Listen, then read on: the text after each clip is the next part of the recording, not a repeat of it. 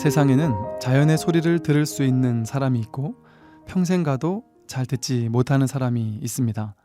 자연의 소리는 아주 작고 여리기 때문에 아무나 들을 수 없을 만큼 사소하지만 가만히 귀를 기울여 보면 그 살뜰한 소리는 고요한 우주 법계의 울림과 모든 존재의 내면에 쩌렁쩌렁한 깨우침을 담고 있습니다.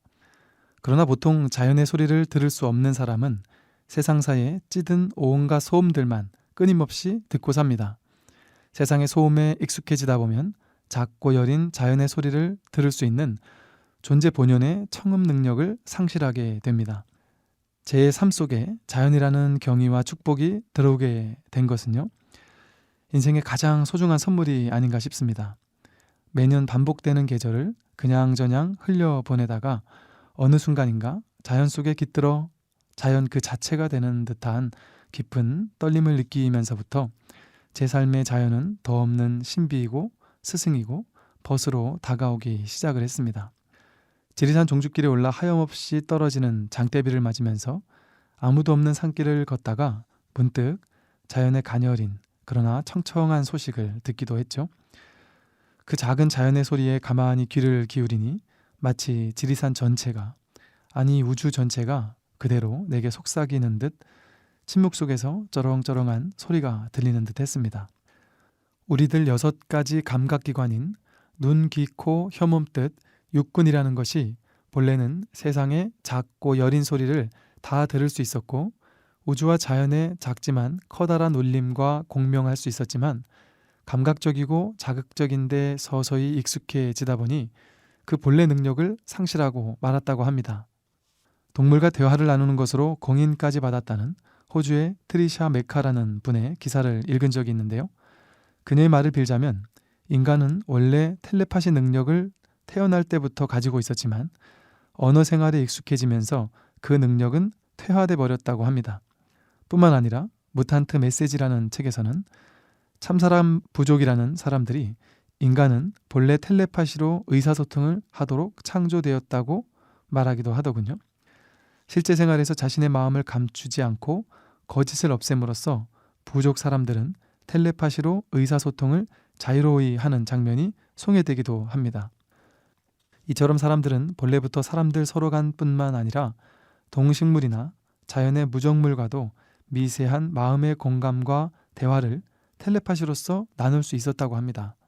그렇게 마음을 나눌 수 있을 만큼 감성적인 예민한 감각이 발달되어 있었고 자연 속에서 신의 소리, 진리의 소리를 들을 수 있을 만큼 순수했다는 것이죠. 그러나 인류 역사 속에서 어느 때부터인가 그 모든 능력을 상실하게 됩니다.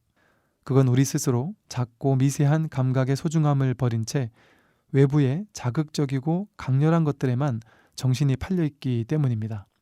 그렇다면 다시 마음을 돌이켜 정신을 내면의 미세한 느낌에 집중하고 외부의 소박한 자연에 집중하며 관찰할 수 있다면 다시금 그 본래의 능력을 찾는 것은 당연한 일일 겁니다. 봄이 오니 한겨울 얼어붙었던 땅이 녹고 그러면서 봄나물이 또 꽃들이 얼마나 신이 나 있는지 모릅니다. 저도 처음에는 수필가들이 얘기하고 시인들이 얘기하는 눈 녹는 소리며 바람 스쳐는 소리, 낙엽 떨어지는 소리가 서걱이며 온 산을 놀라게 한다는 그런 표현들을 그저 시적인 표현 정도로만 알았었죠. 그런데 그동안 우리가 귀를 닫아놓고 살아서 그렇지 가만히 귀 기울여 보면 정말 그 소리가 성성한 깨우침으로 귓전을 맑게 스치웁니다. 조용한 가을 낙엽이 떨어지면 뒷산 전체가 서걱이고 산속 나무 그늘에 덥석 누워있다 보면 바람 지나가는 소리가 사람들 지나가는 소리만큼이나 선명하게 들리고 초봄의 산사이는 눈 녹는 소리가 꿈틀거리듯 새속에 찌든 귀를 맑게 씻어줍니다. 이러한 자연의 소리는 아주 작은 것이라서 사소하게 여길지 모르지만 그 소리를 듣는다는 것은 우리가 그런 작은 것도 느낄 수 있을 만큼 깨어있다는 말이기도 하고요. 그만큼 내 마음이 맑게 비워져 있다는 것을 의미하기도 합니다. 우리가 자연의 맑은 소리를 듣지 못하는 이유는 내 안에 복잡한 소음이 너무 많기 때문입니다. 또 해야 할 일들로 마음이 꽉 차 있기 때문이죠. 내 안이 맑게 비어 있어야 비로소 이 우주 법계의 작지만 우주를 울리는 소리를 들을 수 있습니다. 6가지 감각기관을 잘 다스려야 몸도 마음도 경쾌하게 추스릴 수 있죠. 들리지 않는 소리도 들을 수 있어야 하고 보이지 않는 것들도 볼 수 있어야 합니다.